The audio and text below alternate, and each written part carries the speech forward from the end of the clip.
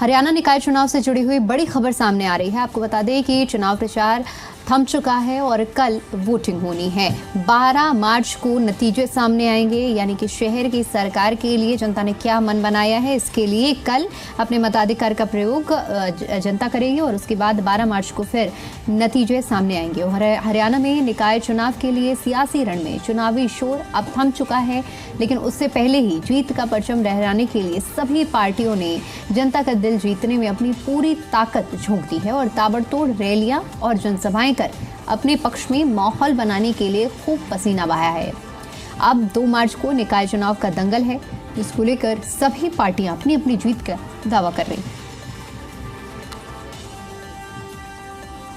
तो कल हरियाणा निकाय चुनाव होने वाले हैं हरियाणा में, और जहां लगातार रैलियां की गई, जनसभाएं की गई, जनता के बीच में पहुंचकर जनता तक अपनी बात पहुंचाने का प्रयास सभी की ओर से किया गया है। और ऐसे में अब देखने वाली बात ये रहेगी कि कल का जो मतदान है वो 12 फरवरी को नतीजे में जब तब्दील होगा तो किसके पक्ष में माहौल बनता है, ये भी बहुत अहम रहने वाला है। शहर की सरकार इस बार किसकी होगी, ये भी देखने वाली बात होगी। बीजेपी का पूरा मानना ये है कि ट्रिपल इंजन की सरकार बनती है तो विकास तेज़ी से होगा। जनता के बीच में भी यही मुद्दे उठाए गए हैं और तमाम मुद्दों को रखते हुए बीजेपी ने मांग की है, और इसके साथ ही साथ कांग्रेस ने भी अपने मुद्दों को लेते हुए जनता तक अपनी बात पहुंचाने का प्रयास किया।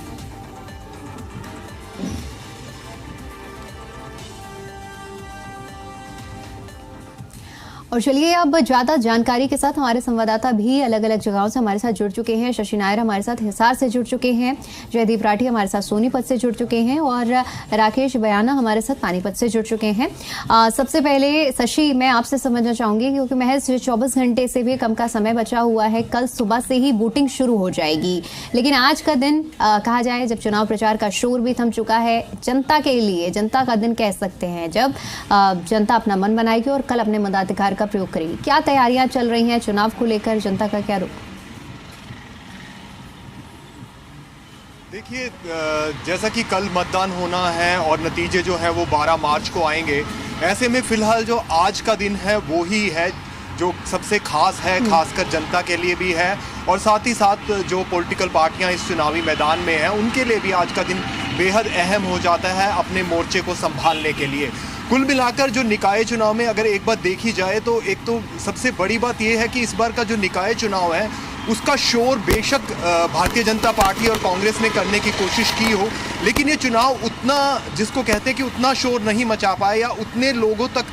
बात नहीं पहुंचा पाए। दोनों ही पार्टियों की बात करूंगा मैं, चाहे वो भारतीय जनता पार्टी हो या कांग्रेस हो, क्योंकि हमारी अलग अलग गलियों में और अलग अलग लोगों से बात हुई है तो बहुत से लोग अभी भी थोड़ा से असमंजस में है इस बात को लेकर, छोटी सी बात को लेकर कि पार्षद के लिए अलग वोट पड़ना है और मेयर के लिए अलग वोट पड़ना है। और उसके बाद अगर हम बात करें मुद्दे की, जो मुद्दे भी हैं वो काफ़ी देर से चुनावी मैदान में आए हैं जब भारतीय जनता पार्टी और कांग्रेस ने अपने अपने संकल्प पत्र की बात की है। तो ऐसे में अब एक सबसे बड़ा सवाल ये भी होगा कि जो कल जो चुनाव होने जा रहा है उसमें वोटिंग का प्रतिशत जो है वो कितने प्रतिशत रहता है, क्योंकि खास जो कोशिश जो इस बार एडमिनिस्ट्रेशन की तरफ से भी कोई ऐसा अवेयरनेस कैंपेन या कोई कोशिश नहीं की, क्योंकि 4 महीने पहले ही चुनाव हुए थे, उसके बाद अब एक बार फिर से निकाय चुनाव आ गए, तो ऐसे में उनकी तरफ से भी कोई खास कोशिशें धरातल पर नजर नहीं आई। तो कुल मिलाकर अब आज का दिन शेष है, इसमें जो पॉलिटिकल पार्टियां हैं वो अपने अपने इलाके को संभालने में लग गई है और जनता भी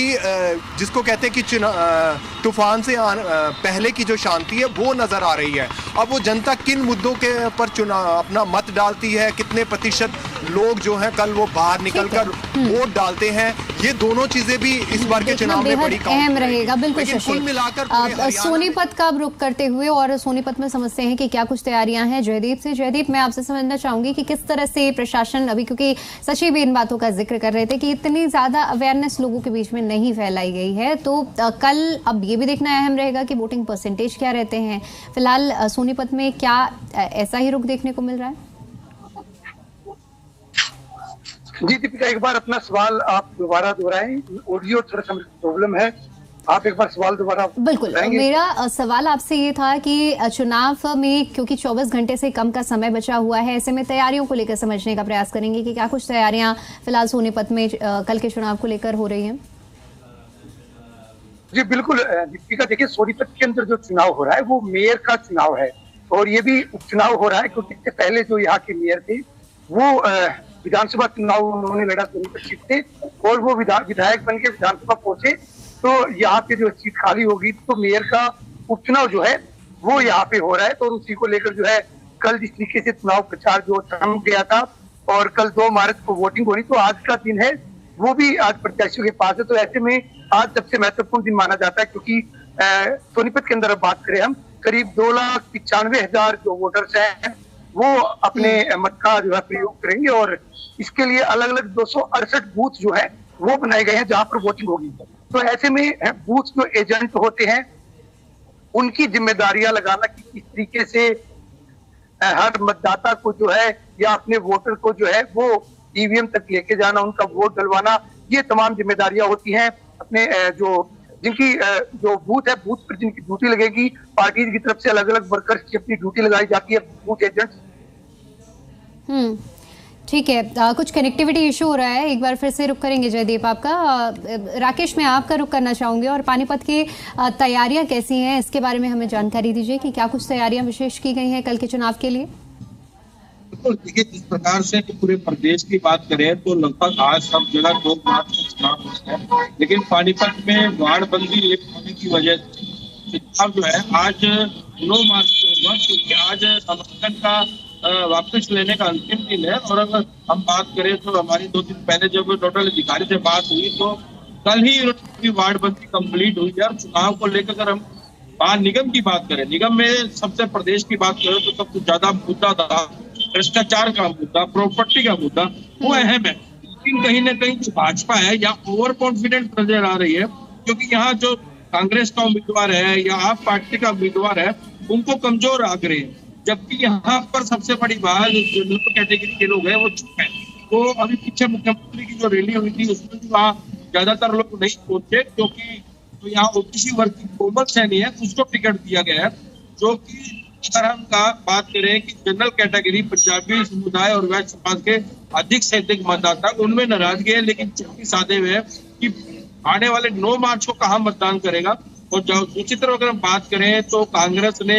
वैश्य समाज से सीता घर को वोट दिया है, उम्मीदवार बनाया है, और आप पार्टी ने पंजाबी समाज से प्रीतम लाल खेड़ा को बनाया। कहीं ना कहीं अब जो है अगर वोट जो मतदाता है जनरल कैटेगरी अगर बढ़ती है, ये भाजपा के लिए मुश्किल हो सकती है, क्योंकि भाजपा बिल्कुल अब अपनी जीत के प्रति पूरी तरह से आश्वस्त है। वहीं कांग्रेस जो है अपनी जो उम्मीद है उनको कहीं कहीं वैश्य समाज और पंजाबी समुदाय पे है कि वो वोट प्रतिशत अगर मिलता है तो कहीं ना कहीं वो जीत की ओर बढ़ सकती है। बिल्कुल। शशि, हिसार में कितने बूथ तैयार किए गए हैं? कल क्या कुछ तैयारी हिसार में, जिस तरह से आपने कहा कि क्योंकि जागरूकता का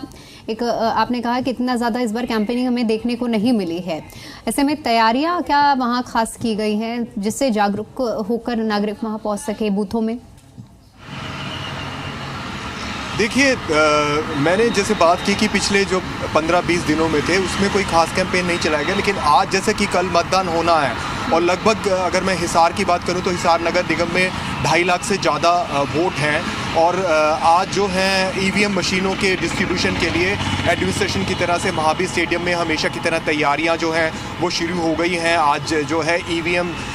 जो जिनकी भी कर्मचारियों की ड्यूटी लगी है उनको ईवीएम डिस्ट्रीब्यूट की जाएगी, तो उसकी तैयारियां यहाँ पर महावीर स्टेडियम में चल रही हैं। ईवीएम डिस्ट्रीब्यूट कर दी जाएगी तो उसे लेकर वो अपने अपने बूथ पर चले जाएंगे। उसको लेकर तो एडमिनिस्ट्रेशन की और जिला निर्वाचन अधिकारी की पूरी तैयारी है, उसमें कोई शक या शुबा नहीं है, क्योंकि कल मतदान होना है। कल सुबह 8 बजे से मतदान शुरू हो जाएगा। तो वोटिंग को लेकर जिला प्रशासन पूरी तरह से तैयार है। और आज जो शहर की बात करूं तो शहर में जगह जगह पर आज पुलिस ने नाके भी लगा दिए हैं, खासकर जहां से ईवीएम का डिस्ट्रीब्यूशन होना है वहां पर तो अभी से पूरी तरह से नाकेबंदी कर दी गई है, क्योंकि जो नतीजे हैं, जो काउंटिंग है वो भी महावीर स्टेडियम में ही होगी। तो उसकी तरह वो तैयारी पूरी है। जिला प्रशासन ने पूरी तरह से यहाँ पर तैयारी कर दी है। पुलिस ने कल यहाँ पर एक फ्लैग मार्च भी किया था, तो पुलिस भी अपनी तरह से तैयार है, जिला प्रशासन भी तैयार है। और आज ईवीएम मशीनें हैं जो वो भी डिस्ट्रीब्यूट की जा रही हैं। तो पूरी तरह से कल जिला प्रशासन, हालांकि अवेयरनेस की बात करूं उसमें 2 रीज़न हो सकते हैं जहां जिला प्रशासन ने कोशिश नहीं की, तो कहीं ना कहीं जो आम आदमी है, ये जो जनता है वो भी ज़्यादा उत्साहित इस बार निगम के चुनाव को लेकर नजर नहीं आ रही, क्योंकि पहले 4 महीने पहले भी चुनाव हुए हैं। और उसका एक बड़ा रीज़न ये भी शायद नज़र आ रहा है कि हरियाणा में तमाम सीटों पर बीजेपी जो है, जिस तरह से कांग्रेस विधानसभा चुनाव में कॉन्फिडेंट नज़र आ रही थी, बीजेपी तमाम सीटों पर इस बार कॉन्फिडेंट नज़र आ रही है। कई जगह पर तो बीजेपी के बड़े नेताओं ने बयान भी दिए हैं इस तरह के। तो अगर मैं हिसार की भी बात करूं तो हिसार में भी बीजेपी का जो कैंपेन था वो मुख्यमंत्री ने खुद इसका आगाज़ किया था पहले दिन ही। तो बीजेपी काफ़ी कॉन्फिडेंट नज़र आ रही है। तो उसमें भी एक रीज़न शायद लोगों की उदासीनता का हो सकता है कि भाई जीतना तो इन्होंने ही है, लेकिन वो तो देखो नतीजे तय करेंगे आने वाले दिनों में, क्योंकि जो मुद्दे हैं, नाराज़गी है, वो कहीं ना कहीं धरातल पर लोगों में है। अब वो कितना कांग्रेस कैश कर पाती है ये कल नहीं तो 12 तारीख को जब नतीजे आएंगे तब पता चलेगा। लेकिन इस निगम के चुनाव में, पार्षद के चुनाव में 2 चीज़ें बिल्कुल साफ हैं कि बीजेपी ने पहले से तैयारी की थी, बीजेपी के पास प्लस पॉइंट काफ़ी हैं, लेकिन कांग्रेस भी इस मैदान में इस आने के बाद से जो मुकाबला है वो बीजेपी और कांग्रेस के बीच में हो गया है। वोटिंग का प्रतिशत कितना जाता है वो भी एक बड़ा इशू रहेगा कि कितने प्रतिशत लोग घरों से जब कल निकलेंगे वोट करने के लिए। और हम भी अपने चैनल के माध्यम से लोगों से कहना चाहेंगे कि ज़्यादा से ज़्यादा लोग निकलें, क्योंकि ये जो सरकार बनने जा रही है, निगम की जो सरकार बनने जा रही है, उसका आम आदमी से सीधा संपर्क होता है, फिर वो चाहे प्रॉपर्टी आईडी को लेकर हो, हाउस टैक्स को लेकर हो, तमाम ऐसे मुद्दे हैं जिनको ध्यान में रखते हुए जनता कल अपना मताधिकार का प्रयोग करेगी। ठीक है शशि, जयदीप मैं आपका रुख करूंगी और आपसे समझना चाहूंगी कि पोलिंग पार्टियां कब तक रवाना होंगी, क्या विशेष तैयारियां की गई हैं, बूथों की क्या संख्या रहेगी?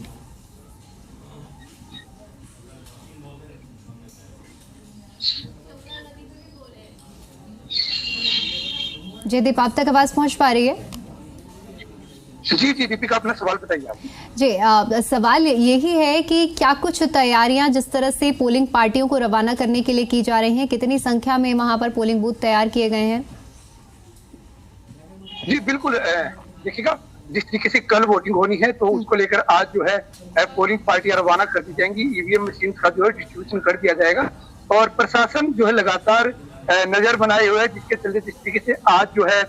3 दिन तक, आज कल और परसों 3 दिन जो है शहर के अंदर जितने भी शराब के ठेके वो बंद कर दिए गए हैं। उसके अलावा पुलिस की जगह जगह तैनाती की गई है, बैरिकेडिंग की गई है, पुलिस लगातार जांच कर रही है और जहाँ पर ईवीएम मशीन पहुंचेंगी, यानी कि जो भी बूथ बनाए गए हैं जहाँ पर वोटिंग होनी है वहां पर भी पुलिस की तैनाती की गई है। जैसे ही ईवीएम का डिस्ट्रीब्यूशन होगा वहां पर पहुंचेगी तो वहां पर जो है पुलिस की तैनाती रहेगी। तो बिल्कुल प्रशासन अपने तरीके से, पूरे तरीके से तैयार है चुनाव करवाने। बिल्कुल प्रशासन पूरी तरह से तैयार है और यही ज्यादातर व्यवस्थाएं देखने को मिल रही है। राकेश, पानीपत में क्या कुछ संख्या तय की गई है बूथों की और क्या तैयारियां हैं पोलिंग पार्टी को रवाना करने की? 80,545 मतदाता अपना मत का प्रयोग करेंगे और 365 पोलिंग बूथ बनाए गए हैं, जिसमें 40 जो बूथ है अति संवेदनशील और 14 संवेदनशील है, जहां पर अतिरिक्त पुलिस बल तैनात किया जाएगा। और जिस प्रकार से 7 तारीख को जैसे ही जो प्रचार बंद होगा तो प्रशासनिक अधिकारी अपनी जो प्रक्रिया है मतदान करवाने की, ईवीएम मशीनें हैं उनको अपने स्थानों पर लेके जाएगी और सभी को एक ट्रेनिंग दी जाएगी। लेकिन जहाँ अगर हम बात करें कि सभी जैसे लोगों के द्वारा जो अभी कुछ ही महीने पहले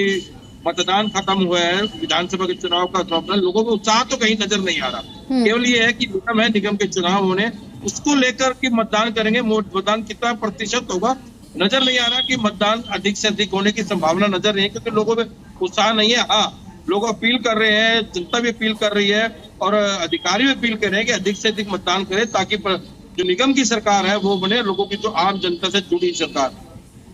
ठीक है, बहुत शुक्रिया आप सभी का हमारे साथ जुड़ने के लिए और जानकारी साझा करने के लिए।